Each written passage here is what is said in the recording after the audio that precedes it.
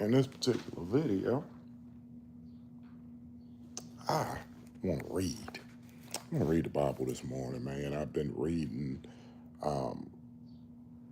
Mark, going back over a couple of things that I might have read before, but just need a little bit of tuning up on. Sometimes you're dealing with things in your life, and sometimes you just need to read some of the word to get a little bit of understanding. So maybe sometimes if you think that your life is so bad, or you think that things are not going in the right direction, maybe you just need a quick alignment. Ain't nothing wrong with a quick alignment. But this particular chapter we're going to read is Mark chapter 9, verses 14 through 32. The title of this particular chapter is There Are No Ifs. There are no ifs. There are no ifs. When they came back down the mountain to the other disciples, they saw a huge crowd around them, and the religion scholars cross-examining them. As soon as the people in the crowd saw Jesus, admiring excitement stirred them. They ran and greeted him. He asked, "What's going on? What's all the commotion?" A man out of the crowd answered, "Teacher, I brought my mute son, made speechless by a demon, to you. Whenever it seizes him, it throws him to the ground. He foams at the mouth, grinds his teeth, and goes stiff as a board. I told your disciples, hoping they could deliver him, but they couldn't." Jesus said, "What a generation! No sense of God. How many times do I have to go over these things? How much longer do I have to put up with this? Bring the boy here." They brought him. When the demon saw Jesus, it threw the boy into a seizure, causing him to writhe on the ground and foam at the mouth. He asked the boy's father, "How long has this been going on?" "Ever since he was a little boy. Many times it pitches him into fire or the river to do away with him. If you can do anything, do it. Have a heart and help us." Listen to what Jesus said, man. This is one of the best little, I even highlighted it. Jesus said, if there are no ifs amongst believers, anything can happen. No sooner were the words out of his mouth than the Father cried, "Then I believe. Help me with my doubts." Seeing the crowd was forming fast, Jesus gave the vile spirit its marching orders. How y'all doing?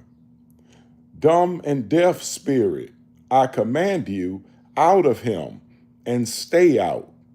Screaming and with much thrashing about, it left. The boy was pale as a corpse. So people started saying, "He's dead." But Jesus, taking his hand, raised him. The boy stood up.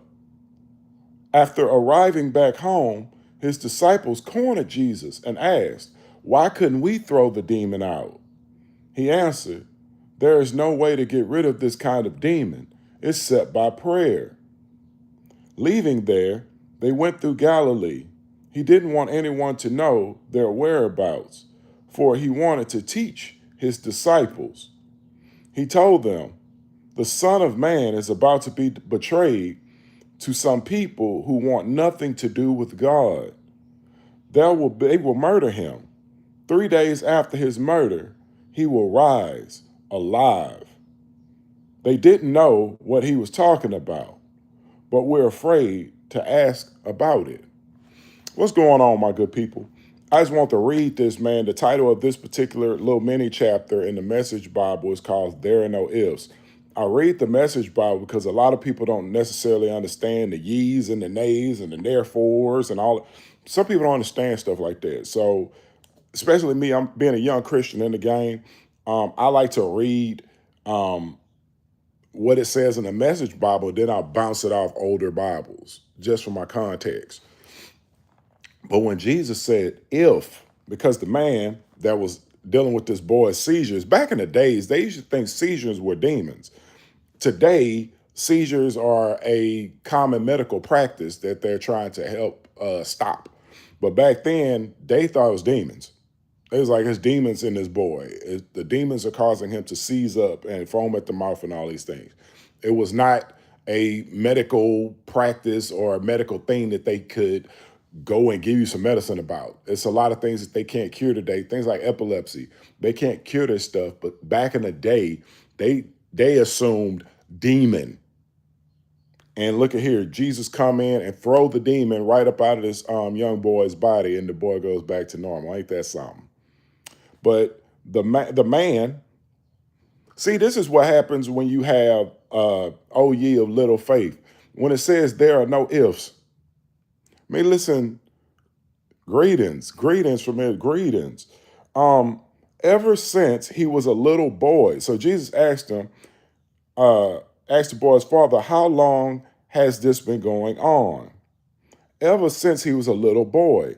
Many times it pitches him into a fire or the river to do away with him. If you can do anything, do it. Have a heart and help us. Imagine the Messiah come over here and the Messiah sitting here looking you in the face. You say, man, if you can do anything, if you can do anything, you're talking to the Messiah and you're sitting here talking about if. And then the Messiah greets back and tells you, if. See, when you're the Messiah, you don't work on ifs. Because he is the I am. So we don't work on ifs. There are no ifs amongst believers. Anything can happen. And then the father has to check himself. The father has to say, oh, okay, I see how you moving. No sooner were the words out of his mouth than the father cried, then I believe. Help me with my doubts. See, this is where prayers need to be more directed. If you got a problem in an area with your belief, you need to pray in that area. Hey, man, I got a problem with my belief. I got a problem believing that things will get better. I got a problem believing that I can achieve this particular goal. I have a problem believing that this bad situation I'm in right now just won't change. It just won't change. Like when you lose that belief, man, it's kind of like sending an empty prayer up. It's sending up an empty prayer. Read this again. If there are no ifs amongst believers, man, if you have belief in your heart, I've been looking at a lot of like YouTube videos with people when their children were extremely sick. And I can't think of a time that you need to pray more than when your children are sick, because as a parent, you feel helpless. So I remember watching this story where the woman was talking about she was the believer. The father did not believe that his son would pull out of the situation that he was in. And she had to check him and say, hey, say that our son is going to live. Say that our son is going to live. Say it out of your mouth. And she made him say it, because remember, what you believe, it starts in your brain. But once it come out of your mouth, remember, words carry power. So her getting her husband into alignment is what eventually saved their son. So if you believe, you have a greater chance of things happening in your favor when you believe, because there are no ifs amongst believers. Like I started my business in 2019. People been trying to pull me every other way. Hey, man, you don't need to run that business, man. Come back and do this. Come back and do this, man. I got a money play. We could do this. Just leave your business for now. Let's come do this. I said, nah, I'm going to stick with it. I'm going to stick with this thing because I believe that this is my $1 million baby. I believe that this is going to take me to where I need to go. This is going to take my family to where it needs to go. So no, I can't go and do what you want me to do, because I believe that me and God made a covenant with this particular business and I'm going to stay here. See how that works? I believe wholeheartedly that my business will be successful. That's why I'm not doing anything else. That's why I'm not over here dabbling in this and dabbling over here and that. I'm straight on what my business is. Everybody in my house know what my business is. My wife know what my business is. Everybody outside know what my business is. I ain't talking about nothing else. I believe that my business will be successful, that my business will be nationwide next year. That's what I believe. And when you believe like that, man, um, things outside just start moving in your favor. You start getting mentors. Like I bumped into a guy at a networking event that was totally unrelated to my business, and this guy's been a mentor for me for at least 4 months. You just never know, man. But when you believe, man, um, God will conspire to give you what your heart's desires are. But when you quit or you have no belief in what you're doing, that's when you lose out. You lost at the very minute that you didn't believe that it was possible. You lost at the very minute that you didn't believe it was possible. That's when you lost. So, I hope y'all gathered a little bit from this today. I was reading from the Message Bible because it's more of an adult kid's Bible. I'm an adult kid. I'm 6 years into the faith. I don't know a lot of things, but I do continue reading the Bible over and over and over. And I know it can become repetitive in some senses.